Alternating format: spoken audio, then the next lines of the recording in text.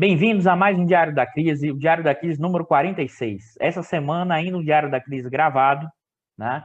Mas em breve, na próxima semana, voltaremos ao nosso diário ao vivo com uma surpresa, né? Que eu já vou contar agora, então não é surpresa. Na semana que vem, a gente vai trazer para conversar no diário o Elias Jabbour, né? Que é professor da UERJ, para discutir a questão do Brasil, da nacionalidade e a questão chinesa, ou seja, as conexões Brasil e China, a questão da nação, tá? Para a gente tentar avançar nesses debates do que a gente está vivendo hoje, da profunda crise institucional, política, econômica e do tipo de inserção. E o que tem para essa semana? O que a gente vai discutir hoje no programa? Tá? Vocês poderiam estar se perguntando assim, com certeza hoje o Eduardo vai falar da questão da Petrobras, né, da substituição do Castelo Branco, né, por um general, o Silvio Luna, e também, né, pelo encaminhamento da medida provisória pelo governo da privatização da Eletrobras. É evidente que nós vamos falar sobre isso, mas não, nós vamos conectar esses dois eventos com duas situações marcantes que estão acontecendo agora e que isso vai afetar a trajetória econômica, política e social nos próximos meses. E que estão, vamos dizer assim, influenciando essas decisões do Bolsonaro. Eduardo, explique isso direito, que por enquanto eu não entendi nada, né? Mas vamos lá. Quais são esses dois fatos, né?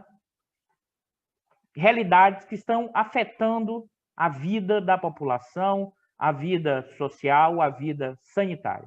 A gente está vivendo duas crises interconectadas, né? Uma é a crise da pandemia, é a crise sanitária, e que o número de mortes e o número de contaminados aumentou de forma significativa, né, nesse momento. Eu vou trazer uns dados aqui mais recentes da pandemia, né? A evolução diária das mortes, né? O último dado, que é o de ontem, a gente está gravando hoje, dia 26 de fevereiro, às 12 horas e 32 minutos, né? O dado de ontem mostra o número de mortes diário 1.541, né? E a média em 7 dias, 1.149, com uma forte tendência de alta no número de mortes. Mais ainda, o número de ocupação de leitos em vários estados, né? Chegando próximo da sua capacidade, não por acaso, né? A Bahia, né, decretou um toque de recolher, né, a partir de 8 da noite até 5 da manhã, mas não só a Bahia, vários outros estados, vários outros municípios, para tentar conter a expansão da pandemia. No momento em que a vacinação desacelerou, não pela nossa capacidade de vacinar, porque nossa capacidade é relativamente grande, porque nós temos a infraestrutura do SUS, mas nós não temos vacina, né? O ministro da Saúde não conseguiu, até esse momento, negociar, ampliar, né, a oferta de vacina no momento que a pandemia cresce de forma ampliada e no momento que volta de novo a atenção às disputas entre economia e vida, ou seja, manter as coisas abertas do crescimento econômico versus a vida da população. E nesse debate volta novamente a história, olha, né, tem que abrir porque as pessoas podem, vamos dizer assim, com o fechamento da economia, morrer de fome. Como se fosse uma contradição, uma dicotomia assim, tem que fechar e aí as pessoas vão morrer de fome, né? Porque a economia não está girando. Qual seria a alternativa para resolver essa contradição? Em parte, aquilo que foi feito, né, no ano passado com o auxílio emergencial. O auxílio emergencial garantiu que uma quantidade enorme de pessoas ficassem em casa sem precisar trabalhar, né, no contexto da pandemia. Na hora que você tira esse auxílio, né, como foi tirado, e como, inclusive, parte dos economistas ortodoxos vão começar a discutir em que o auxílio, né, inviabiliza o Estado, quebra o Estado e que não deve ser feito de novo, né, ou apenas que esse auxílio pode ser feito de novo desde que você reduza outros gastos, isso restringe, isso empurra a população, né, para buscar emprego no momento que a pandemia está acelerando. E o discurso é: temos que manter, né, o teto dos gastos, temos que manter, né, o ajuste fiscal e, além de tudo, temos que aumentar o grau de reformas. Né? Não tem nenhum lugar do mundo, nenhum economista, mesmo ortodoxo, o FMI ou o Banco Mundial, que esteja defendendo o tipo de ajuste que a grande imprensa brasileira e os economistas ortodoxos, lá Armínio Fraga, estão defendendo, lá Samuel Pessoa, lá a estilo, né, do Marcos Lisboa, estão defendendo o tipo de ajuste no Brasil. Não existe hoje nem FMI, nem Banco Mundial, nem os mais ortodoxos economistas do mundo defendendo um tipo de ajuste desse tipo no meio da pandemia. Aí o Armínio poderia dizer, não, Eduardo, você usa o coração, né, e não a razão para entender os fatos econômicos. Esse é o discurso ortodoxo. Né? Primeiro, não existe separação entre razão e coração. A razão só existe porque o coração bate. Né? Essa separação é uma falácia, essa separação é quase um ceteris paribus que o economista adora. Aí você vai dizer, não, Eduardo, é porque ele está preocupado com a questão fiscal. Está preocupado com a questão fiscal, mas por quê? Porque a questão fiscal ancora a riqueza deles. Né? Os ativos financeiros. O preço do título da dívida pública. O preço dos ativos financeiros, da dívida privada, das empresas, das debêntures. Então, nesse contexto, né, é nesse contexto que a questão entre vida, né, e economia, ou seja, entre vida e acumulação, de novo retorna. Né? Mas retorna por uma lógica bolsonarista. E por quê? É o exemplo lá do prefeito de Porto Alegre, que diz que tem que abrir mesmo, né? Mas também pelo lado liberal. E por que pelo lado liberal? Olha, não dá para fazer auxílio, tem que fazer ajuste, né? Não tem que levar em conta o coração, tem que levar em conta a razão. E isso implica em quê? Empurrar de novo a população para procurar emprego, que é o nosso outro lado da crise, né? Que se conecta. Que crise é essa? A crise econômica. Ou seja, não tem motor de crescimento, não tem motor de puxar a economia, porque o gasto público está congelado por causa do teto do gasto, o investimento público também, e não vai ser o componente da exportação líquida para isso, porque não puxa o Brasil, é pequeno para puxar. Os gastos das famílias, o consumo das famílias, não vai puxar, as pessoas estão desempregadas, a renda está caindo. Né? Não por acaso, o dado que saiu hoje, né, do IBGE, do desemprego, eu vou mostrar aqui para vocês, vou compartilhar na tela para vocês, mostra exatamente o tamanho do problema que a gente está vivendo. Né? E esses dados que mostram, na verdade, o resultado do último trimestre de 2020, né? Em que está em mil pessoas, ou seja, você tem uma forte redução. Né? Vamos lá, analisar esse dado que saiu hoje. A força de trabalho cai em 6 milhões de pessoas. A ocupação, ou seja, pessoas ocupadas, né? A gente está fazendo a diferença como? O último trimestre do ano em relação ao último trimestre de 2019. Né? Ou seja, pegando um período, né? Comparando antes e depois da pandemia nesse último trimestre. Significa dizer o seguinte, as ocupações caíram em cerca de 8 milhões. 8 milhões, né, deixaram de ter emprego. Mas você vai dizer, Eduardo, tá, desocupados. Mas, além de tudo, você aumentou o número dos desalentados. Né? Ou seja, a ocupação caiu, mas aumentou fortemente, né, a quantidade de pessoas desocupadas, mas também as que migraram para a condição de desalento. Né? Para vocês terem ideia, quando a gente junta, né, com... E o que é o desalento, pessoal? É aquela pessoa que desistiu de procurar, mas gostaria de estar empregado, né, dado uma situação que ele acha que não vai encontrar um emprego.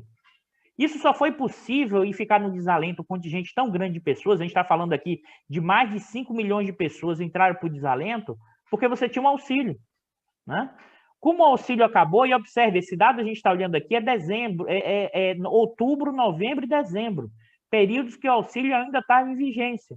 Com a retirada do auxílio, os dados de janeiro, fevereiro e março vão mostrar o quê? Uma quantidade enorme de pessoas que não estavam procurando emprego e vão procurar emprego no momento que não tem oferta de trabalho. No momento ainda que a pandemia cresce. Tá? É evidente que as pessoas vão procurar trabalho para não morrer de fome. Mas você tinha, sim, e tem, sim, instrumentos estatais para relativizar isso. Mas você desconsidera, quer seja pela redução do auxílio, a retirada atual, ou no plano do governo Bolsonaro, mas também no plano da elite econômica, dos financistas, dos economistas heterodoxos, ortodoxos, né, que significaram representantes desses capitalistas que ganham muito dinheiro com as finanças, né, eles dizem o seguinte: o Estado não pode gastar mais, o Estado não pode gastar nada. E se tiver auxílio, tem que cortar na outra ponta. E o auxílio desse tipo não gera, não vai estimular a economia, você vai tirar dinheiro da economia no momento em que não está gerando dinheiro. Né? Não por acaso, olha, a taxa de desemprego nesse período no Brasil é de 13,9%. Né? Aumentou quase 3 pontos percentuais. Mais ainda, pessoal, essa taxa tende a subir rapidamente agora nesse primeiro trimestre do ano de 2020. Por quê? Pelo que eu falei, porque as pessoas vão sem o auxílio, alguns até conseguiram juntar um dinheirinho, né? Você fala assim, como o Eduardo conseguiu juntar um dinheirinho. Essa coisa de que o pobre é perdulário, gasta mal, gasta muito, isso é invenção de elite brasileira, isso é invenção da Casa Grande. Juntou o dinheirinho porque ele sabe que tem problemas na frente, né?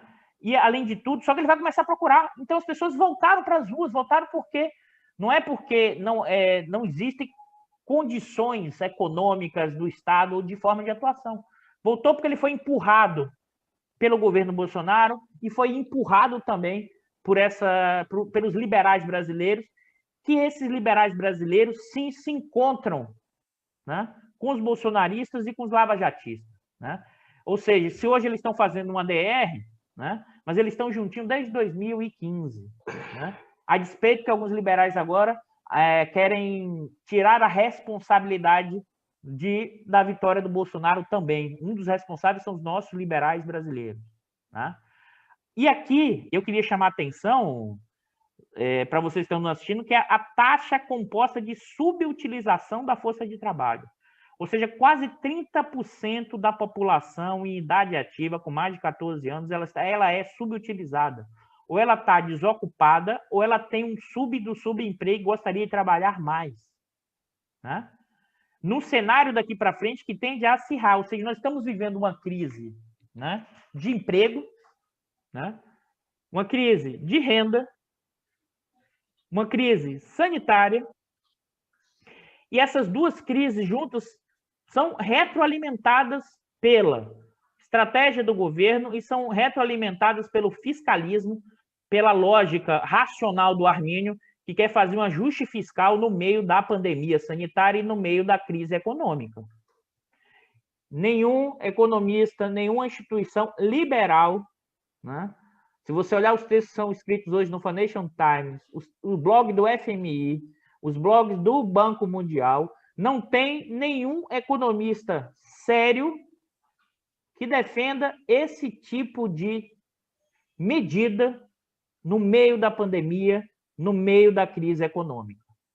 Ou seja, é um tipo de lógica de razão. Eu até entendo qual é a razão dele é o bolso, ou seja, a razão tem a ver com seus interesses econômicos, né? E é evidente que todo mundo, e aqui é preciso ter claro, todo mundo tem seus interesses econômicos, tá? Os trabalhadores vão querer maiores salários, maior renda, ter emprego. Né? Quem detém ativos financeiros quer que os ativos financeiros rendam mais, fique mais caro, eles ganhem mais dinheiro. Então, aí a razão está associada do Armínio, é evidente, é uma racionalidade mesmo econômica no seu sentido clássico, a busca de manter o ajuste, a busca de reduzir o auxílio, a busca de não gastar, está associado não a crescimento econômico, não a geração de emprego e renda, porque isso não está acontecendo desde 2016 e o governo tem feito isso o tempo inteiro. Tem a ver com defender os seus interesses. Né? Ou seja, é assim que opera, assim que parte da grande imprensa faz. Né?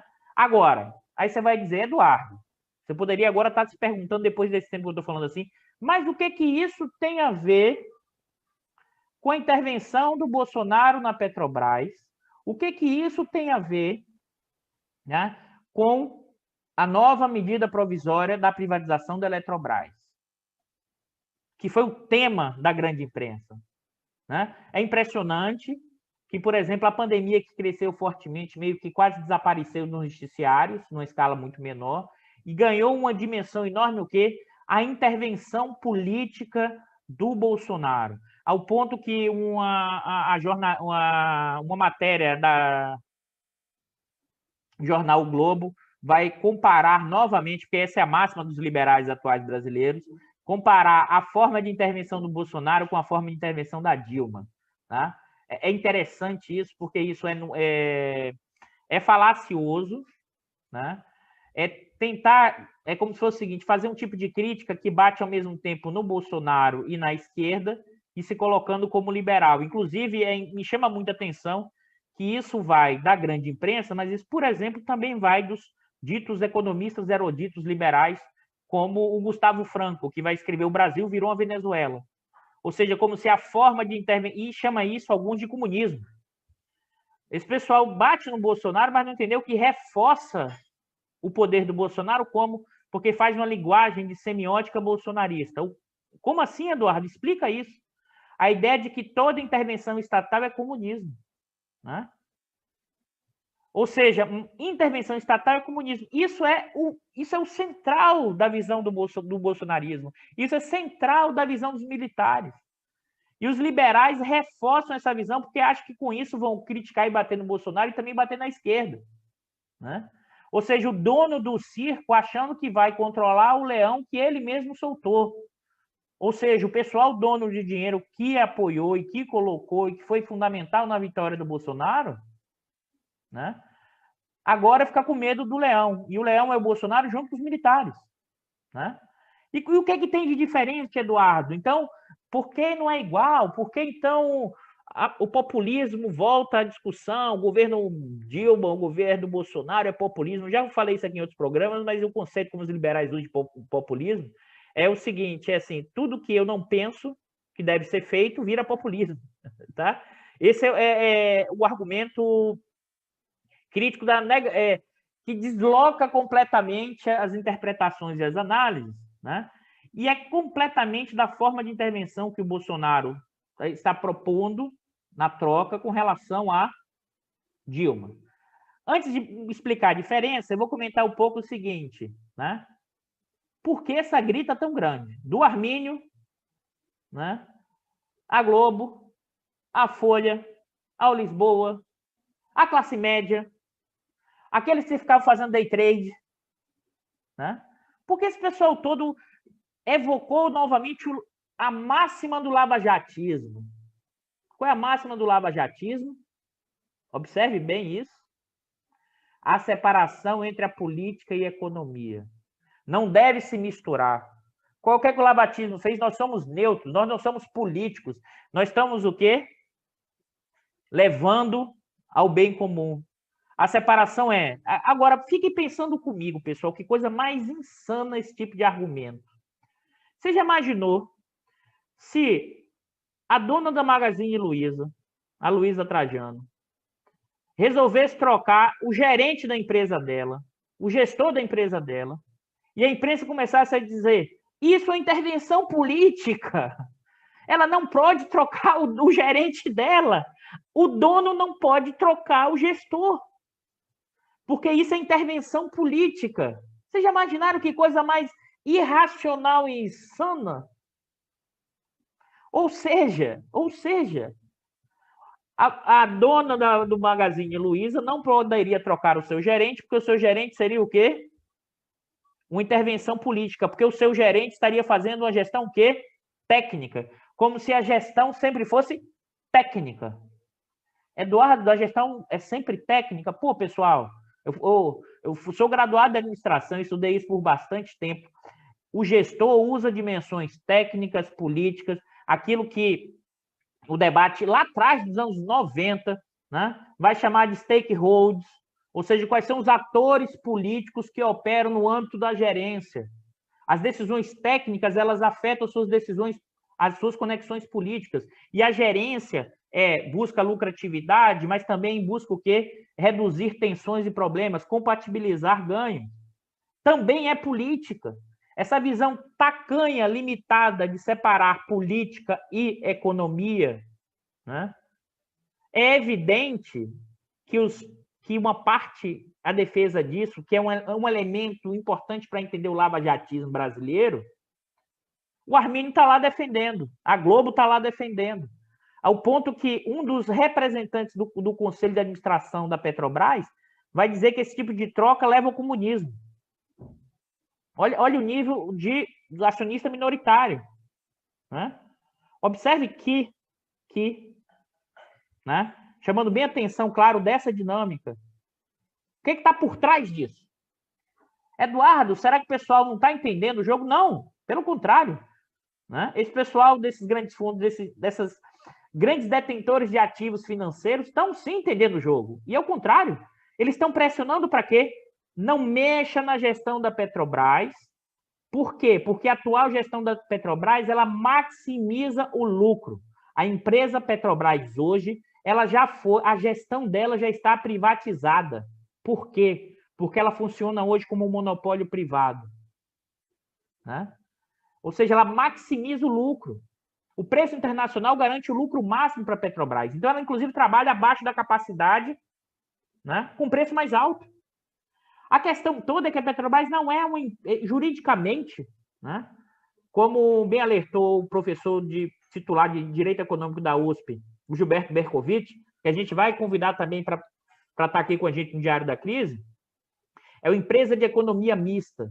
A sua função, né, como também já dito pela professora Carmen Aveal, né, professora do Grupo de Energia, falecida professora Carmen Aveal, a empresa estatal ela é bifronte. Ela, ao mesmo tempo, tem interesses privados, porque ela precisa lucrar para manter investimento, mas ela também tem uma função pública. Né? Ela também tem uma função que está associada ao seu controlador, e seu controlador é o Estado. E o Estado tem o interesse, sim, de ter lucro, mas o Estado também tem objetivos associados à política econômica, a desenvolvimento nacional. Há, por exemplo, quando o preço do petróleo sobe muito, criar condições para que isso não seja repassado integralmente para a população, ainda mais hoje que somos autossuficientes na produção de petróleo e que nossas refinarias precisam apenas de 4% de petróleo importado. Ou seja, isso tudo é produzido no âmbito do pré-sal. Né? E nesse contexto, que é importante, essa grita inteira, o final de semana inteiro, né, está associada ao quê? À defesa dos interesses econômicos desses agentes. Né? Ou seja, a defesa dos interesses econômicos de que a Petrobras tem um tipo de gestão apenas privada, maximizando o lucro. E por que isso, Eduardo? Porque a Petrobras e as empresas estatais, elas têm uma participação enorme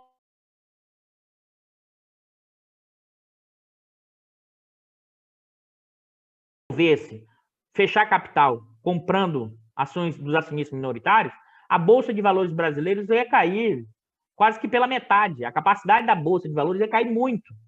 Né? Eu queria ressaltar se talvez um dos erros, ou não reversão, durante os governos do PT foi não diminuir, né, a participação de terceiros no controle da Petrobras. Né? E isso, observe bem, a grita inteira do tipo de intervenção é o quê? Os interesses econômicos. Tá? Ou seja, não é uma discussão política versus economia. A intervenção política é sempre ruim, que é a máxima do lavajatismo. E olha, a gente chegou até hoje aqui fruto dessa visão de mundo. Tá? Aí você vai dizer, Eduardo, mas qual é a diferença desse tipo de possível intervenção? Porque você trocar o presidente não é intervenção, mas de possível intervenção na política de preço com relação à política de preço lá atrás da Dilma. Primeiro,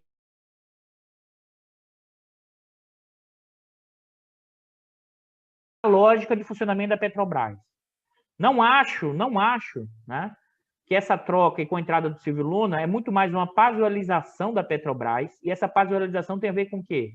O Silvio Luna vai sim seguir as ordens do chefe. E acho que o Bolsonaro e o Silvio Luna pretendem fazer mudanças na política de preço. Né? E, inclusive, continuar a retórica da privatização. Acho isso inconsistente, porque dificilmente entrará novas compradores com esse tipo de mudança de política de preço, Mas e qual é o fim, qual é o objetivo da mudança da política de preço? Né? Inclusive, é alertado pelo Bicalho, pelo menos o projeto de lei proposto da privatização, que é diferente da privatização que estava proposta anteriormente, defendida pelo Luiz Ferreira, né? Tem sim ali elementos para tentar reduzir preço. Aí você vai dizer, Eduardo, significa então uma girada? Será que os militares e o Bolsonaro agora viraram desenvolvimentistas? Vão mudar o papel estratégico das estatais para o desenvolvimento nacional? Vão aumentar o investimento público? Não, pessoal. Né? O fenômeno não é liberal versus desenvolvimentismo. Isso é o que os manuais falam. Esse tipo de interpretação mais atrapalha do que ajuda. Por quê? Porque no mundo concreto, né, esses símbolos, essas representações, elas não entram na realidade de forma completamente direta. É evidente que o Bolsonaro não é um liberal individualmente, mas é evidente que o Bolsonaro chamou o Guedes para se articular com o andar de cima, e articulou. E o Guedes entregou parte do que prometeu. Só que agora vai ficando cada vez mais difícil entregar o que o Guedes prometeu para o andar de cima, que era a continuidade acelerada das privatizações, as reformas aceleradas. Por quê? Porque a crise sanitária, a pandemia, acelerou as contradições desse tipo de funcionamento. É como se fosse o seguinte, pessoal, eu vou voltar à analogia que eu fiz no último programa, tá? Do circo. Né? Para quem não assistiu, volte lá no Diário da Crise 45. Mas qual é a analogia? Né? No meio disso tudo, no meio da pandemia, e não só da pandemia, se a gente olha de 2011 até 2015, a bilheteria do circo começou a diminuir. Né? Começou a diminuir por quê? Porque agora o dono do circo estava tendo que pagar mais para os malabaristas, estava tendo que pagar mais para os trabalhadores do circo, para os seguranças do circo, porque agora aumentou o salário desses trabalhadores e o dono do circo não conseguia contratar outros trabalhadores para o circo. Por quê? Porque a taxa de desemprego estava mais baixa. E agora, quando a taxa de desemprego mais baixa, eu posso escolher um emprego melhor. Né? Além de tudo, os animais que antes eram utilizados no circo, com as mudanças importantes, não tem mais circo com animais. E esses animais, né, eles tiveram que o quê? Pagar pelo custo desses animais, que agora não rendiam mais nada. Então, aumentou os custos do circo. Né? E não aumentou a receita na mesma proporção. Então, o borderô lá, a bilheteria do cara vis-à-vis os custos do dono do circo, dos donos do circo, né, começou a cair. E ele falou assim, como é que eu resolvo isso? Pô, eu recebi um subsídio lá da energia para pagar menos energia elétrica do circo, mas mesmo assim o custo ainda continua alto. Eu recebi juros um pouco menor para pagar minha dívida, mas mesmo assim os custos salariais ainda continuaram altos. Né? Eu recebi alguns subsídios para diminuir o imposto. Isso ainda é governo Dilma, tá, pessoal? Né? O governo de conciliação. Mas mesmo assim, os salários ainda continuaram altos. E mesmo se eu quiser trocar agora o segurança do circo que cuida lá da entrada por outro, o outro também vai querer um salário maior. Por quê? Porque a taxa de desemprego está baixa. Aumenta a minha capacidade de escolher o meu trabalho. E aí chegou o momento, rapaz, que o pessoal do circo falou assim, no meio da confusão, no meio da pirotecnia da Lava Jato, no meio dessa confusão toda, os caras falaram, não tem jeito, a gente vai ter que mudar as regras do jogo, tocar fogo no circo, ganhar o dinheiro do seguro e construir um circo menor. Como assim, Eduardo, menor? Aqui vem a diferença da analogia do programa passado. Como assim menor, Eduardo? Eu tinha uma aluna que cabia 3.000 pessoas. Não, agora o circo tem que ser VIP. É diminuir essas 5.000 pessoas da plateia, transformar em 2.000 pessoas e aumentar o tamanho do camarote do circo. Né? A analogia disso é o padrão FIFA de construção dos estádios da Copa. Né? Como assim, Eduardo? Se você olhar, aumenta fortemente o tamanho da ocupação desses estádios. A reforma, inclusive, tem a ver com isso dos estádios. Aumenta o tamanho dos camarotes vis-à-vis a proporção do público de cadeira. E mais ainda, encolhe o tamanho do estádio. No caso do Maracanã, né, você elimina geral, que era o espaço onde os valores eram menores, onde você via ali o povo, a população brasileira. Então você tira, o objetivo é tirar do circo, do espetáculo, essa população, né? E deixar o circo apenas para o quê? Aqueles que podem pagar mais, né? Só que antes eu tenho que fazer o quê? Tocar fogo no circo, para também ganhar o dinheiro do seguro, né? Em parte eu toco fogo no circo como? Eu vou lá, né? Quem é que vai garantir receber o dinheiro do seguro, como eu falei? A ponte para o futuro, o Temer. O golpe parlamentar, pessoal, eu vou falar isso aqui de novo, não canso de repetir, porque ainda tem gente que acha que a Dilma caiu por causa do Temer, ou que a Dilma caiu por causa do Cunha, ou porque a Dilma caiu porque ela não sabia fazer política, ou não sabia conversar com os parlamentares. Isso é uma visão, vou ser muito direto agora, tacanha. Alguém que só fica nos factuais, ou que olha apenas o indivíduo, ou que olha apenas a cena política, e esquece de olhar quem? O dono do circo. No capitalismo, pessoal, tem que olhar quem comanda os processos na ordem capitalista. O dono do circo. E a esquerda continua esquecendo de novo essa história. Continua achando que a Dilma caiu por um problema apenas da cena política, ou pela traição do Temer, né? Ou por não ter liberado o Cunha. Então, a reação do Cunha. Isso é uma visão limitada para entender como chegamos até aqui. Se fosse assim, a trajetória depois do queda do Cunha, do queda do Temer não, porque o Temer não caiu, né? O Temer teve toda a corrupção e não caiu. Mas o que foi o efeito Temer, Joesley, Aécio. Mais ainda, o profundo processo de destruição da Constituição de 88, que é aquilo que foi construído mais próximo para incorporar parte da população, né, que nunca teve dentro, inclusive, das leis, né? Ou se teve, foi de forma o quê? Marginalizada. O Código Civil construído lá na virada do século XIX para o XX era para marginalizar, né, as religiões afrodescendentes, era para marginalizar a capoeira, tornar isso tudo marginal, ou seja, a cultura popular, as culturas tradicionais foram tornadas o quê? Marginalizadas ao longo do tempo. E a Constituição de 88, em certa medida, diminuiu isso fortemente. E o que está sob ataque hoje é o quê? É essa Constituição, porque essa garante direitos sociais, essa garante que você precisa ter arrecadação maior e gastos estatais maiores. É uma Constituição que garantiu leis trabalhistas, é por isso que se ataca a lei trabalhista. É a Constituição que garantiu a questão previdenciária. Para quem não sabe, a Constituição de 88 vai criar a Previdência Rural e vai dar um salário mínimo para uma população que nunca contribuiu. Não contribuiu porque não queria, não, pessoal. É porque não tinha condições. Até os anos 50 e 60, tinha muita gente no campo que ganhava com troca de alimentação, não tinha salário, ou é muito gente muito pequeno. O que essa elite hoje faz é o quê? E por que ela está fazendo isso? Porque ela é malvada? Porque ela... Não, porque ela quer aumentar a lucratividade dela. Porque ela está buscando o quê? Independente dos efeitos disso para o conjunto do país, para o conjunto do povo, ela quer o quê?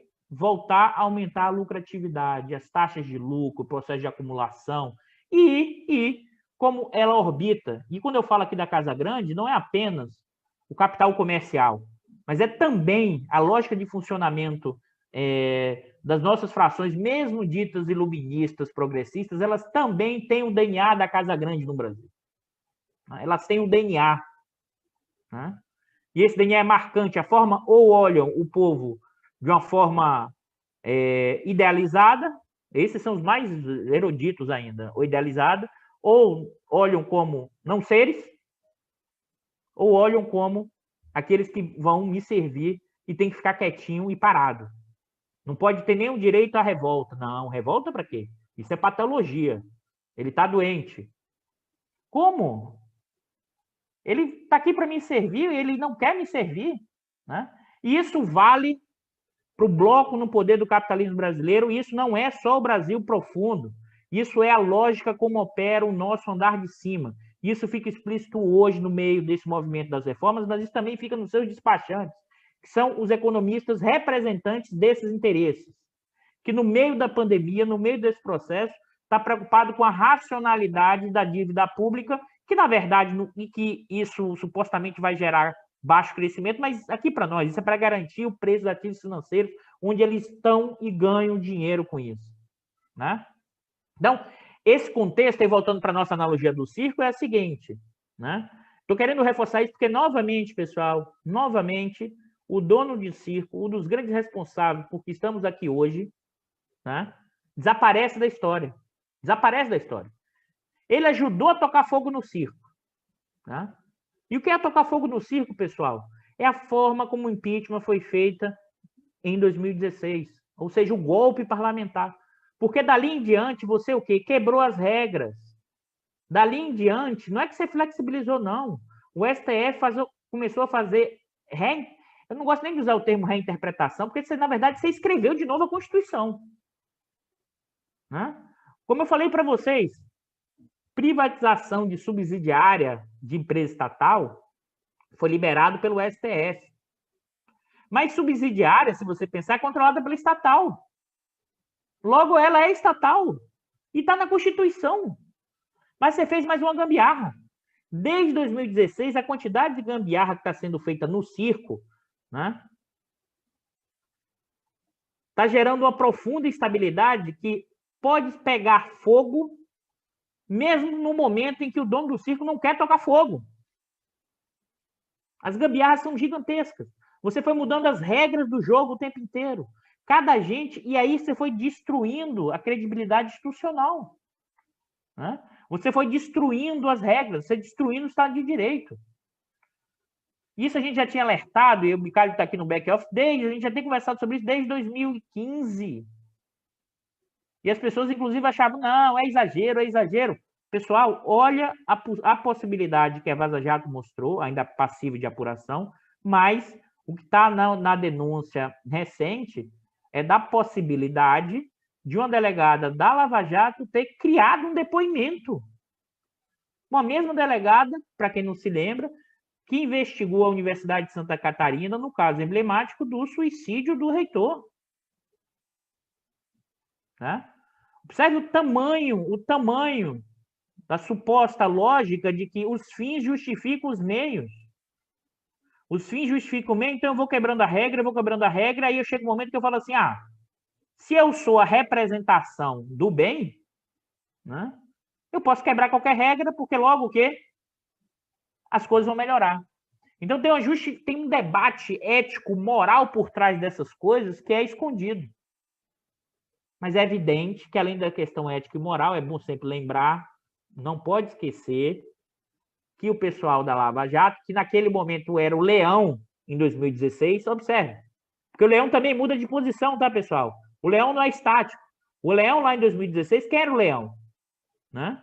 Do circo, e que abriu-se a jaula, no meio do picadeiro. O Leão era a Lava Jato. E ela foi gerando instabilidade, ela foi gerando confusão, ela foi gerando caos. Né?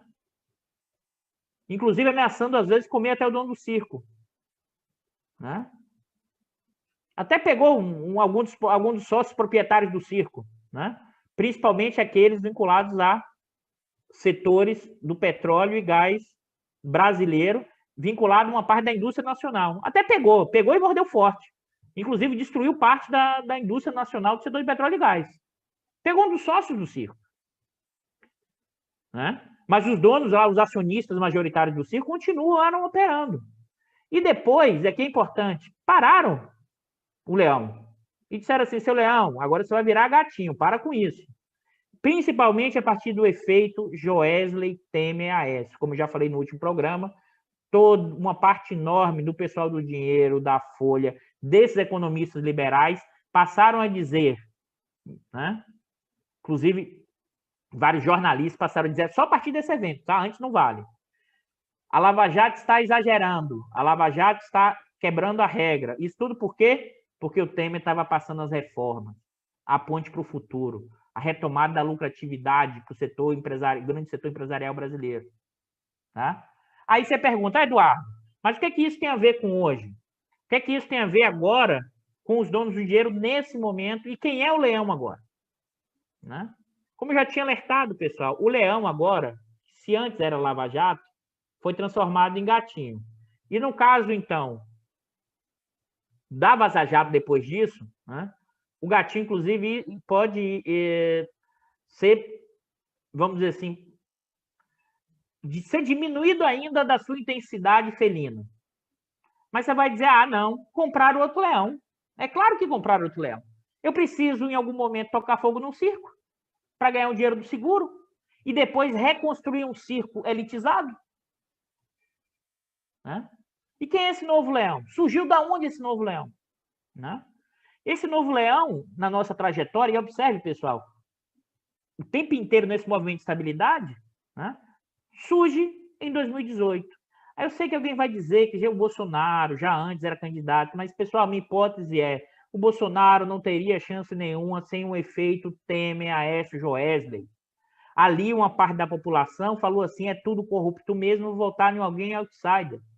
O Moro, se quisesse ali sair ser candidato, ganharia. O Luciano Huck ali teria uma chance enorme de ganhar. Eles perderam o bonde deles. Perderam o bonde da história porque eles não entenderam o funcionamento do processo. Inclusive, o Moro achou que ele era o super-herói, a encarnação do bem e do mal, porque se todo mundo está dizendo que ele é, porque ele não vai ser, porque ele não acha que não vai ser. O super-inteligente então, resolveu, inclusive, entrar numa barca furada, sendo ministro do Bolsonaro. Para ele, inclusive. Se ele não tivesse entrado, hoje ele seria a permanência do lava-jatismo. Por quê? Se ele tivesse entrado, ele não ia fazer a besteira que ele fez, correr atrás do hacker e colocar todas as provas contra ele na justiça. Né?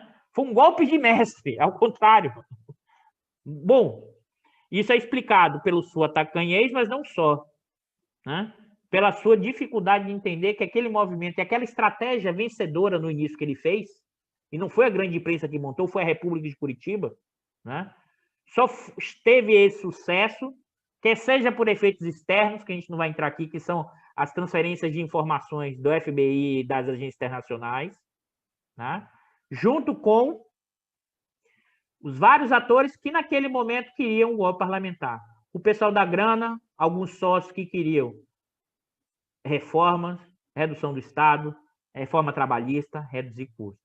O pessoal do sistema político, que naquele momento queria, porque queria, inclusive, parar a Lava Jato. E não conseguiu, naquele momento, depois o Temer é a expressão disso. Né? A classe média, achando que deteriorou as condições, porque a inflação subiu. Essa história agora de pobre está no mesmo espaço do que eu penso a classe média. Pô, não dá. Esse pessoal é rude, esse pessoal é bruto, esse pessoal não tem a finesse. Além de tudo, acho que são iguais. Agora o garçom olha no olho, me olha no olho, como se fosse igual. Porque a classe média expressa uma conexão direta do que pensa o andar de cima. Só que o andar de cima, quando é dito mais erudito, faz o rococó. Mas agora, né, nesse momento, eles estão pregando o quê? Não fecha, sem auxílio emergencial, e isso é mandar o povo para a morte. Né? O que implica isso? Que eu acho fundamental a gente entender aqui, voltando para essa história. Quem virou, então, o leão? O Twitter do Vilas Boas é o ponto de demarcação histórica, em 2018. Porque ali ficou claro que as Forças Armadas, o Exército principalmente, junto com o Bolsonaro, encamparam o projeto do Bolsonaro. Então, o leão não é só o Bolsonaro. O leão virou o quê? O Bolsonaro junto com outro leão, né? Que eles são parceiros, né? Eles são chapas, eles são próximos e eles têm interesses específicos. Eles querem cada vez o quê? Ter um bifão, um jantar maior. Ah, caçar comunista? Tá bom, vamos lá, vamos ver se a gente caça ou não. Se tem alguém na plateia lá que é comunista, vamos ver se a gente vai caçar ou não. Mas a gente quer que o dono do circo nos dê um bifão maior. Né? E esse bifão maior, né, nessa conexão, para quem eu faço isso para fazer essa intermediação? O Guedes. Né? Logo, o pessoal, dono de dinheiro, sim, né, apostou nesses leões. Esses leões que o quê? Que, em alguns momentos e hoje, está até ameaçando comer o dono do circo. Ameaçando. Ainda pouco.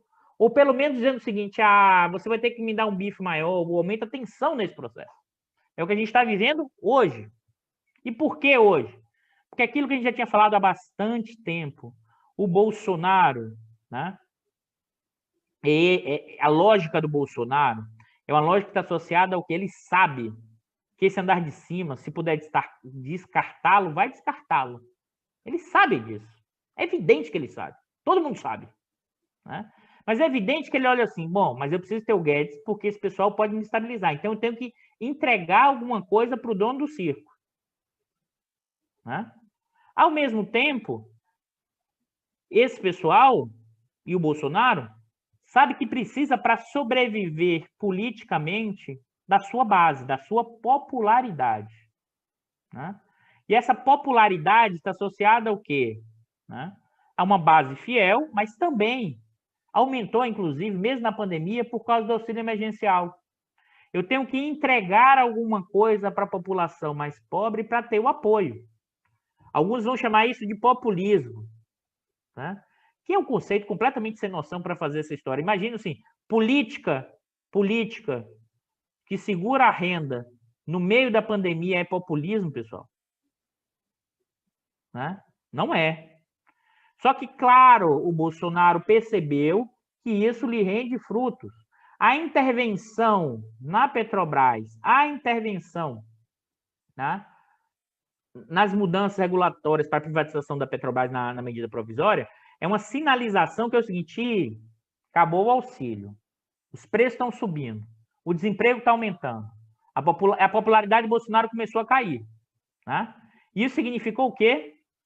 O Bolsonaro começou a perceber que era necessário configurar preços, que é completamente diferente do quanto a Petrobras tinha uma estratégia de desenvolvimento nacional. Agora não. Agora é o quê? Buscar reduzir preços para que a plateia, né, fique satisfeita, né, inclusive com um possível circo novo. Que a plateia fique satisfeita com essa configuração.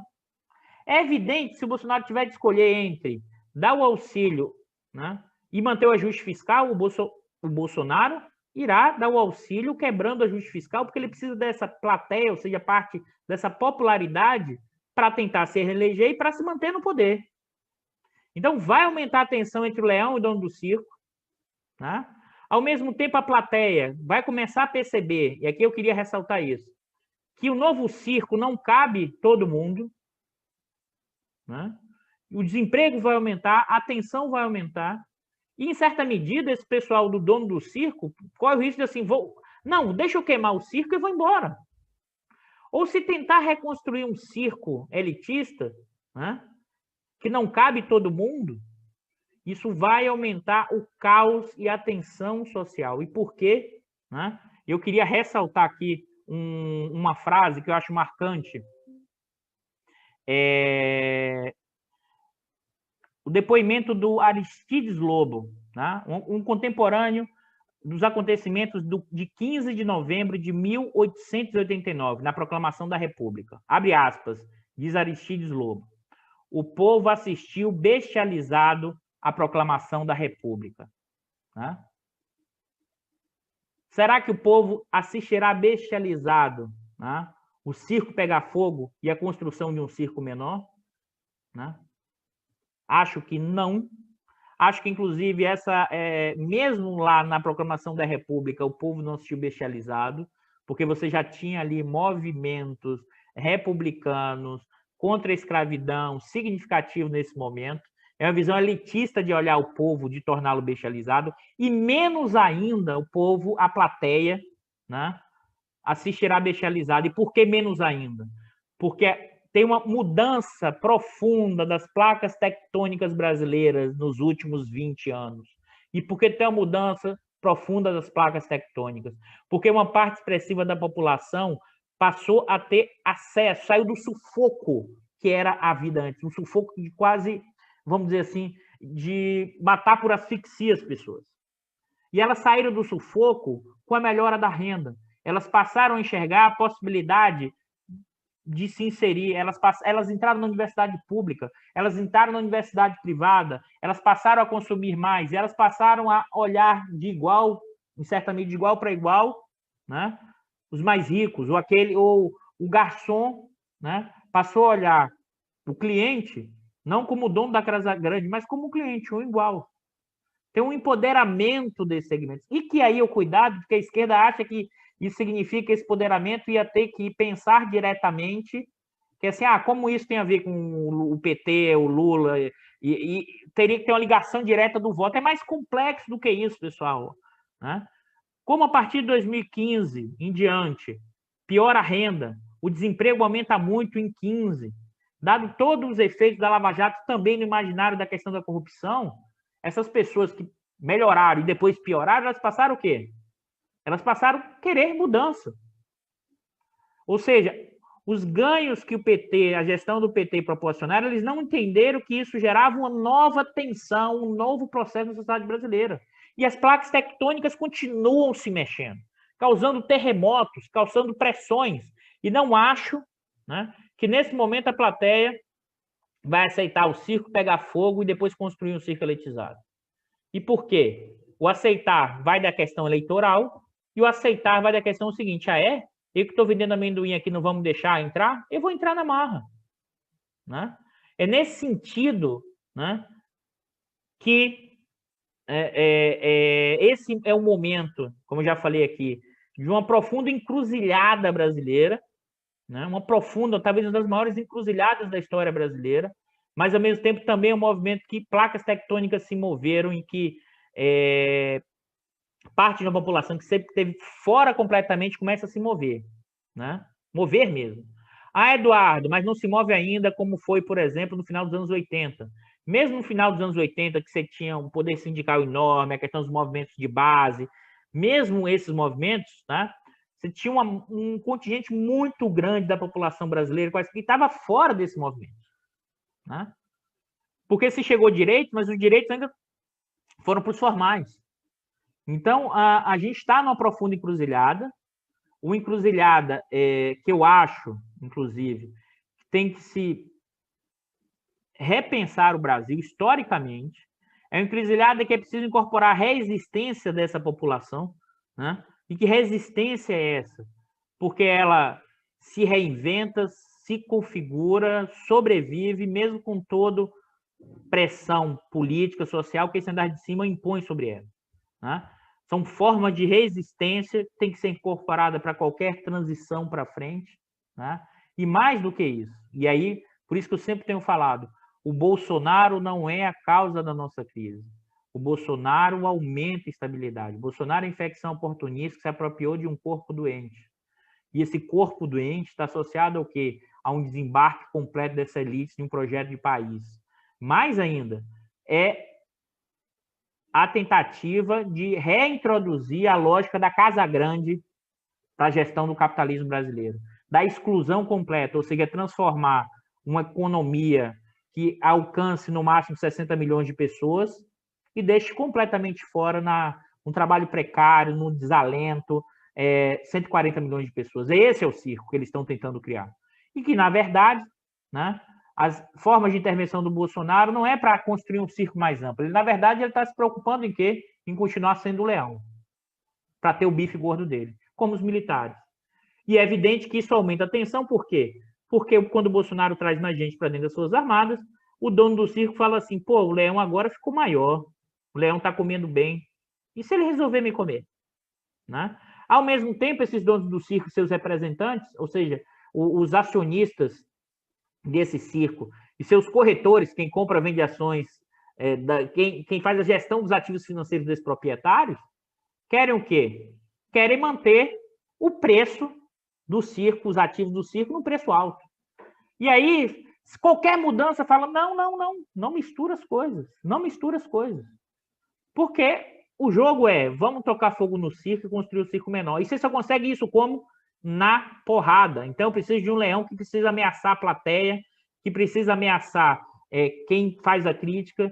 Só que o problema é que o dono do circo não necessariamente controla o tempo inteiro o leão. num contexto de pandemia, num contexto de crise sanitária, né?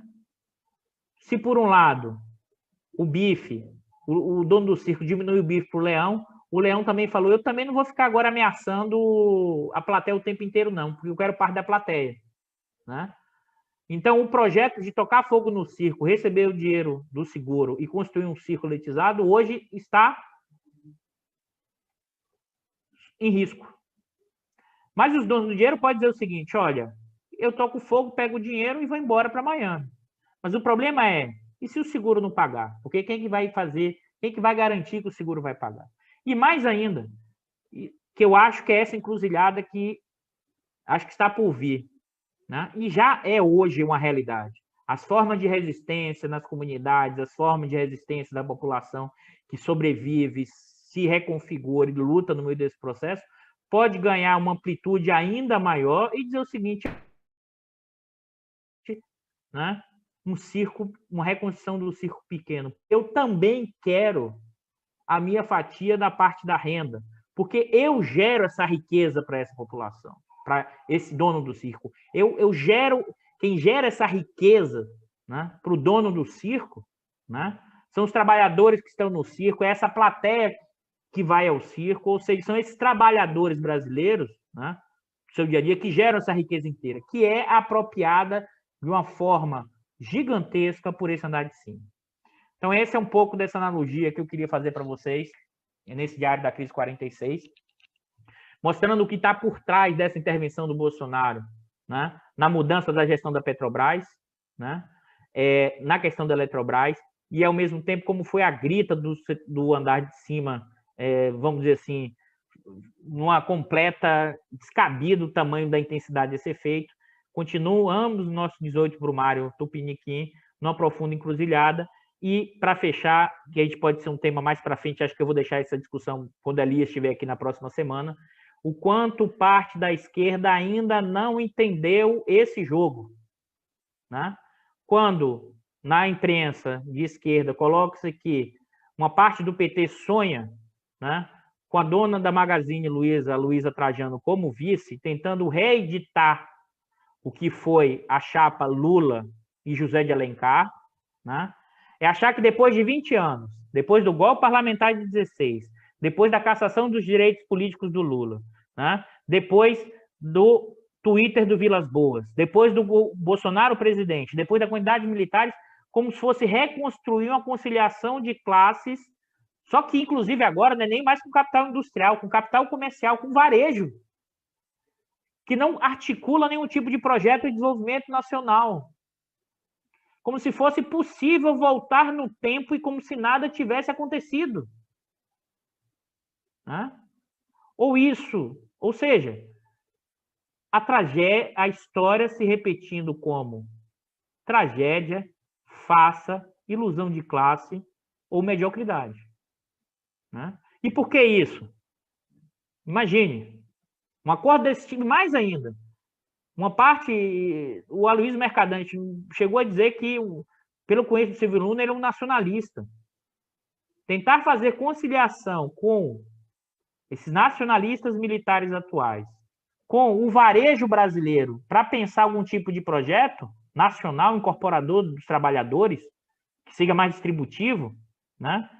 Essa parte da esquerda, vou ser sincero, o neoliberalismo progressista, né, vira luxo e riqueza. A carta ao povo brasileiro do Lula de 2002 vai virar quase um manifesto bolchevique. Né? Então, imagine o que vai surgir de propostas econômicas numa configuração desse tipo. Né? E mais ainda, como se o andar de cima quisesse fazer o tipo de negociação. Não, pessoal. O dono do circo quer tocar fogo no circo para construir um circo menor. Né? Será possível que não vamos aprender com os nossos eventos históricos recentes? Com a democracia restrita que temos? E vamos colocar a culpa dos problemas inteiros ou no Temer, ou no Aécio, ou no Cunha, ou na dificuldade da Dilma de negociar com os parlamentares? Tá? Acho isso fundamental e a gente volta a discutir esse ponto, essa tensão do campo das esquerdas, inclusive no próximo programa, no próximo diário, com o nosso convidado Elias Jabbour. É isso, pessoal. E vamos lá. Marquem o sininho do canal do Instituto, se inscrevam se gostaram do vídeo. O Diário da Crise é um programa, além de vários outros programas do canal de Estudo de Economia. Então, foi lançado recentemente o programa sobre sistema financeiro, simplificação, com o professor Norberto. Acabou de sair um vídeo recente, mas também os outros programas, o Conversa do Mundo Contemporâneo, que eu participo junto com o Bicalho, com o professor Baixo, com o professor Numa.